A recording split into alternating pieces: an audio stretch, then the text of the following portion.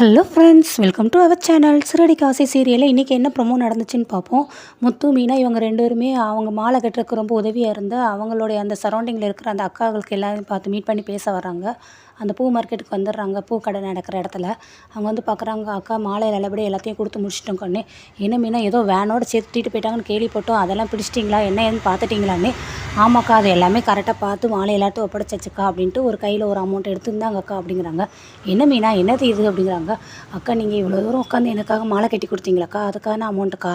என்ன மீனா, அப்போ நாங்கள் பணத்துக்காக உங்க கூட உட்காந்து வேலை பார்த்தோம் நீ நினச்சிக்கிட்டே எங்களையெல்லாம் அப்படிங்கிறாங்க. இல்லைக்கா, அப்படிலாம் இல்லைக்கா, நீங்கள் ராப்பகலாக உட்காந்து நைட்டெல்லாம் கண்முழிச்சு எங்களுக்காக மாலை கட்டி கொடுத்துருக்கீங்க, அதுக்கு ஒரு சம்பளம் வேண்டாமா, சும்மா யாராவது வேலை பார்க்க முடியுமா அப்படிங்கிறாங்க.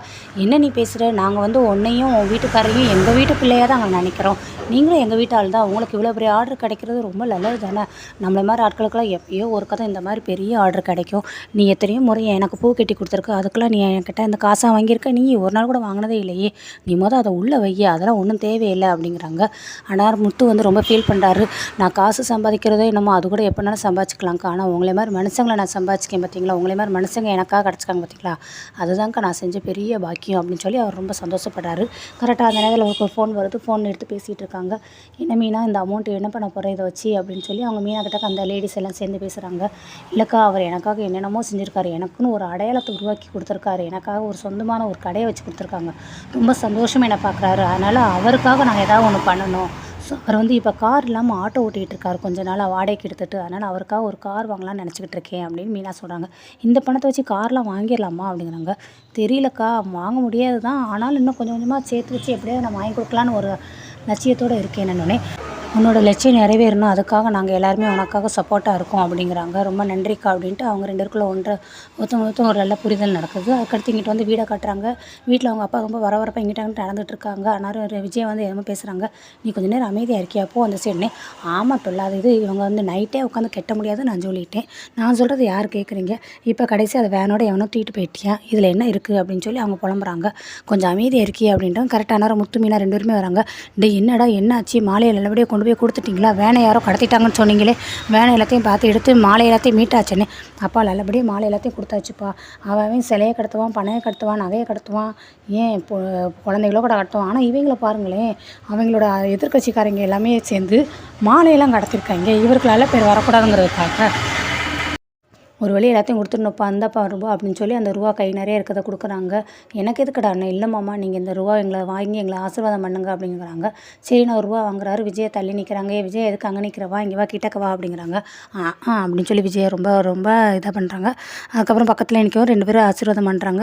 நேரம் அண்ணாமலை வந்துட்டு இதே போல் மேலும் மேலும் பல மடங்கு நீ பணம் சம்பாதிச்சு நல்லா முன்னேறணுமா நீ அப்படின்னு சொல்லி அவங்க ஆசீர்வாதம் பண்ணுறாங்க. அடுத்து இந்தாடா பணம் அப்படின்னு சொல்லி முத்துட்ட கொடுக்குறாங்க. எனக்கு எதுக்குப்பா பணம், நீயே வச்சிருப்பா அப்படிங்கிறாங்க.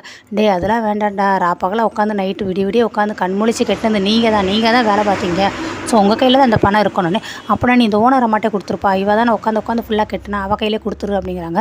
சரி, நான் அவங்களும் மீனா கையிலும் கொடுத்துட்றாங்க. மீனாவும் வாங்கி ரொம்ப நன்றி மாமான்னு சொல்லி வாங்கிறாங்க. அடுத்து ரோஹிணி வராங்க. என்னம்மா இவ்வளோ லேட்டாச்சு, இப்போ தான் பார்லருக்கே கிளம்புறியா அப்படிங்கிறாங்க.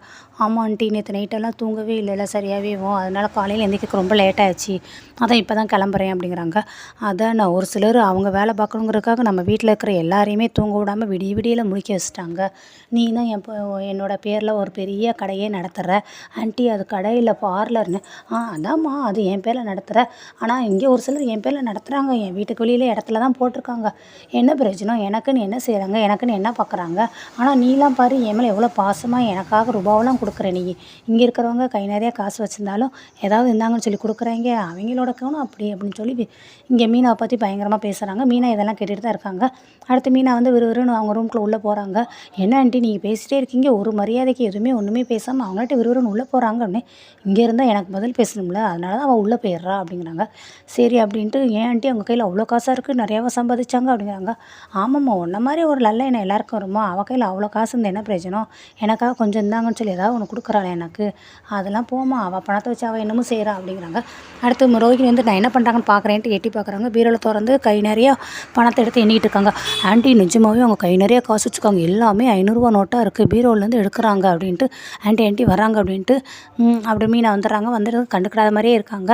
நான் போயிட்டு வரேன் அத்தை வெளியில் அப்படின்னு சொல்கிறாங்க. என்னம்மா ரோகிணி, என்ன ஆண்டி நான் கூப்பிடல மீனா கூப்பிட்டாங்க அப்படின்னு. ஓ அவளா என்ன அப்படிங்கிறாங்க. அத்தை நான் சாம்பார்லாம் வச்சு வச்சிட்டேன், சாம்பார் நீங்கள் சாப்பிடும்போது லைட்டாக சூடுபடுத்தி மட்டும் சாப்பிட்டுக்கோங்க, எனக்கு வெளியில் வேலை இருக்குது, நான் போயிட்டு வரேன்ட்டு மீனா கிளம்புறாங்க. ரோஹினிட்டையும் சொல்லிட்டு கிளம்பிடுறாங்க. என்ன ஆண்டி கட்டுக்கட்டாக ரூபா கொண்டு வந்து உங்கள் கையில் கொடுப்பாங்க பார்த்தா அவங்களாட்டி வெறும் வெளியில் போயிட்டாங்கன்னே. ஆமாம் வேறு என்ன பண்ண போகிறா, அவளாவது என் கையில் கொடுக்காதாவது உன்ன மாதிரி எல்லோரும் வருவாங்களாம்மா, அப்படியே ரூபா மட்டும் தூக்கிட்டு போய் அவங்க அம்மாட்ட போய் கொடுப்பா எல்லாத்தையும், வேறு என்ன செய்ய போகிறா இவா, ரூபா நம்மளுக்கு எதுக்குமா, நம்ம வேலையை பார்ப்போம் அப்படிங்கிறாங்க. சரி இவங்க பார்லர் கிளம்புறேன்ட்டு இவங்க போயிடுறாங்க. அதுக்கடுத்த நேரம் அவங்க வந்து அந்த செல்வம் வந்து வேலை பார்க்குற அந்த கார் ஷெட்டுக்கு போகிறாங்க. இல்லைம்மா செல்வம் அவங்க வரதை பார்க்குறாங்க. வாமா மீனா வாமா, முத்து இங்கே இல்லையே, ஆட்டோ ஸ்டாண்ட்லலாமா இருப்பானே. இல்லைண்ணே அவங்களே பார்க்க வரலண்ணே, அவங்களே பார்க்க தான் வந்தேண்ணே. என்னம்மா என்ன சொல்லுண்ணே. இல்லை அவர் ரொம்ப நாள் ஆட்டோ ஓட்டிகிட்டு இருக்காரு, அதுவும் வாடகைக்கு வாங்கி வேறு ஓட்டிகிட்டு இருக்காரு. ஏதோ தெரியாத விதத்தில் அவரோட கார் போகிறதுக்கு என் தம்பி ஒரு காரணமாக இருக்கும், அதுவே எனக்கு பெரிய உறுத்தலாக இருக்குது. அதனால் நான் வந்து இந்த மாலை கட்டணும்னு உங்களுக்கு தெரியும்லண்ணே எல்லா விவரமும், அதில் வந்த காசை வச்சு நான் ஒரு கார் வாங்கலான்னு ஆசைப்பட்றேன்னே. காரா, அதுவும் இந்த மாதிரி கார்னால் ரொம்ப நாளுமா ரேட் ஆகும்ண்ணே. ஓ அப்படியே அவ்வளோ ஆகுமா நானே. இல்லைம்மா நீ அவ்வளோதான் ரொம்ப யோசிக்காத, செல்வம் வந்து இந்த மாதிரி நாங்கள் எல்லாம் காரோட இந்த மாதிரி சொந்தமாக தொழில் பண்ணுறதுக்கு அவனே எங்களுக்கு ஒரு விதத்தில் காரணம். ஸோ நாங்களும் எங்களால் முடிஞ்ச வரைக்கும் நாங்கள் ஹெல்ப் பண்ணுறோம், உனக்கு பணம் கொடுக்குறோம், ஸோ நம்ம எல்லாம் சேர்ந்தே அவனுக்கு கார் வாங்கி கொடுப்போம் அப்படிங்கிறாங்க. சரிண்ணே ரொம்ப நன்றிண்ணே. நம்ம ஏற்கனவே முத்து ஒரு கார் செய்யணும் நல்லா பார்த்தோம்மா, ஆனால் ரூபா கையில் அமௌண்ட் இல்லைன்ட்டு அப்புறம் சரி வேண்டாம் பேரை பார்த்துக்கலான்னு விட்டுட்டான். அந்த கார் வேணால் நம்ம ஷோரூமில் போய் பார்க்கலாமா அப்படிங்கிறாங்க. சரி நான் என்னை கூட்டிகிட்டு போகிறீங்களாண்ணே, நீ வாமா போகலாம் அப்படின்ட்டு முத்துக்கு இதுக்கு சொல்லியிருந்தாமே அப்படிங்கிறாங்க. இல்லைண்ணே அவருக்கு எதுவுமே சொல்ல வேண்டாம், அவருக்கு சர்ப்ரைஸாக பண்ணுவோம், எனக்கு வந்து ஒன்றுமே சொல்லாமல் எனக்கு ஒரு பூக்கடை ஓப்பன் பண்ணி கொடுத்தாரு பார்த்தீங்களா, அது மாதிரி அவருக்கு நான் கார் வாங்கி கொடுக்கணும்னு ரொம்ப ஆசைப்பட்றேன், ஸோ அவர்கிட்ட எதுவுமே இதை பற்றி சொல்ல வேண்டாம் அப்படிங்கிறாங்க. சரிம்மா வா போகலாம் அப்படின்ட்டு முத்துக்கிட்ட வந்து இதை பற்றி எதுவுமே சொல்லாதடா அப்படின்ட்டு அவர் ஃப்ரெண்டு செல்வம் சொல்லிவிட்டு அவங்கள கூட்டிகிட்டு காரில் போகிறாங்க. போய் பார்க்குறாங்க அந்த ஷோரூமில். அண்ணே அன்றைக்கி ஒரு கார் பார்த்துட்டு போகணும்ல நாங்கள். அண்ணே ஆமாப்பா அதே கார் தான், ஆனால் சின்ன ஒர்க் இருக்குது, அது பண்ணி ரெடியாக தான் இருக்குது, வேணுமா அப்படிங்கிறாங்க. யார் எடுக்க போகிறா நீயா அப்படின்னு செல்வத்தை பற்றி கேட்குறாங்க. இல்லைண்ணே எனக்கு இல்லை, என் ஃப்ரெண்டு முத்துக்குன்னு. ஆமாம் அன்றைக்கி அவன் தானே வந்து பார்த்துட்டு போனான் அப்படிங்கிறாங்க. ஆமாண்ணே இப்போயும் அவனுக்கு வாங்குறதுக்காக தான், இதுதான் அவங்களோட ஒய்ஃபு மீனா, இன்னும் வணக்கம்க்கா அப்படிங்கிறாங்க. வணக்கம் அண்ணே, காரை பார்க்கலாமான்னு மீனா கேட்குறாங்க. சரிம்மா பார்த்துக்கோ அப்படிங்கிறாங்க. சரின்னு போய் காரெல்லாம் போய் பார்க்குறாங்க. பார்த்துட்டு ரொம்ப நல்லா இருக்குண்ணே, திறந்து பார்க்கலாமான்ட்டு திறந்து பார்த்து உள்ளே எல்லாமே பார்க்குறாங்க. ரொம்ப பிடிச்சிருக்குண்ணே அப்படின்ட்டு. சரி வாமா அவர்கிட்ட போய் பேசுவோம் அப்படிங்கிறாங்க. அவர்கிட்ட போய் பேசுகிறாங்க. கார் 3 லட்சம் அப்படிங்கிறாரு. 3 லட்சமோ அப்படின்னு மீனா ஷாக் ஆகுறாங்க. இல்லைம்மா ஒரு 80,000 கூட அடுத்து மாதம் நீ வேணால் கொடுத்துரு, வேணா இப்போயே கன்ஃபார்ம் பண்ணி சொல்லிடு, இல்லாட்டினா வேறு ஒருத்தவங்க பாட்டிக்காரங்க கேட்டுருக்காங்க அவங்கள்ட்ட கூட நான் கை மாற்றி விட்றேனே. இல்லை அதெல்லாம் வேண்டாம், நானே கண்டிப்பாக வாங்கிக்கிறேன், அவங்களுக்கு வந்து 80,000 அட்வான்ஸ் கொடுக்கணும் அப்படி தானே, நான் கண்டிப்பாக ரெடி பண்ணுறேன் அப்படின்ட்டு அவர் பேரார் ஓனர். மீனா பேசி முடிச்சிடறாங்க. அடுத்து வந்து மீனாவும் செல்வத்து பக்கத்தில் இருக்கிற ஃப்ரெண்டு எல்லோரும் பேசுகிறாங்க.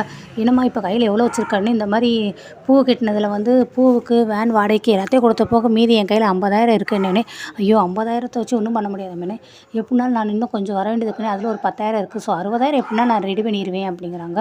அப்படின்னா இன்னும் ஒரு 20,000 வேணுமேம்மா அப்படிங்கிறாங்க. நான் எப்படினாலும் வெளியில் அரேஞ்ச் பண்ணுறேன், நாங்களும் கொஞ்சம் ஹெல்ப் பண்ணுறோம்மா அப்படிங்கிறாங்க. சரின்னு நம்ம வெளியில் எப்படியாவது அரேஞ்ச் பண்ணி நாளைக்கே நம்ம கொடுத்துக்கிடலான்ட்டு இவங்க கிளம்பி போய் நடந்து போயிட்டுருக்காங்க. ஆனால் அவங்க தங்கச்சியை பார்க்குறாங்க. என்னக்கா நீ என்ன இங்கே அப்படிங்கிறாங்க. இந்த மாதிரி கார் ஷோரூமுக்கு போனேன் கார் பார்க்குறதுக்கு, மாமாவுக்கு செகண்ட் ஹேண்ட் வாங்கி கொடுக்கலான்னு நினைக்கிறேன் அப்படிங்க. ஓ அப்படியா, ரொம்ப நல்லது காருன்னு, எவ்வளோ காருன்னு 3 லட்சம் அவ்வளோ கேட்குறாங்களோ, அவ்வளோ பணத்துக்கு எங்கேக்கா போவேன்னே. இல்லடி மாதம் கொடுத்துக்கலாம், ஒரு 80,000 கொடுக்க சொல்கிறாங்க, ஏன்னா எப்படினாலும் ஒரு 60,000 பரட்டிடுவேன் நான், இன்னொரு 20,000 வேணும், உனக்கு தெரிஞ்சவங்க யாராக இருந்தாங்கன்னா வட்டிக்கு கொடுக்குறவங்க யாராக இருந்தாங்கன்னா சொல்லு அப்படிங்கிறாங்க. அக்கா அவர் இப்போ கொடுக்குறதில்ல அப்படி யோசிச்சுட்டே இருக்காங்க. இப்போ நம்ம ஏரியாவில் தான்க்கா அவரை பற்றி எல்லாருமே நல்ல விதமாக தான் சொல்கிறாங்க, தண்டாயுதபாணி அப்படின்னு சொல்கிறாங்க. நான் வேணால் அவர்கிட்ட பேசுகிறேன், நான் பேசிவிட்டு நீ கடை வேறு வச்சுருக்கீல்ல அந்த கடைக்கே நான் வர சொல்கிறேன் அப்படிங்கிறாங்க. சரி ரொம்ப சந்தோஷம், சரிக்கா நான் காலேஜுக்கு போயிட்டு நான் இன்றைக்கே உனக்கு கடைக்கு வர சொல்கிறேன் அப்படிங்கிறாங்க. ஓகே அப்படின்ட்டு இதோடு அவங்க முடிக்கிறாங்க. ஸோ அடுத்து வந்து காருக்கு எப்படி அட்வான்ஸ் போட்டு காரை எப்படி வாங்குறாங்க அப்படிங்கிறத நம்ம தொடர்ந்து பார்ப்போம்.